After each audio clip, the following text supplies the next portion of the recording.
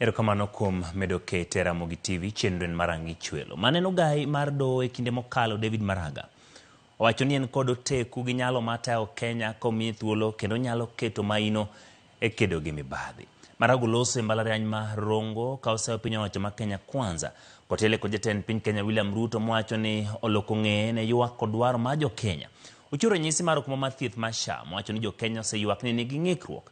Bendo jiwo rawere omed keto piny owacho tesre ni katiba mano pen chike ma pacho ka olu kaka owinjore. Existing inequalities in the access of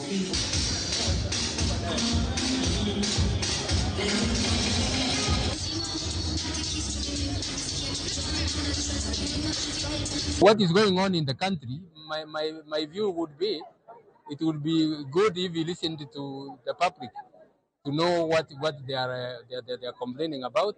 I have served before in government. I was head of one arm of government. There is no magic about being a head of another arm of government.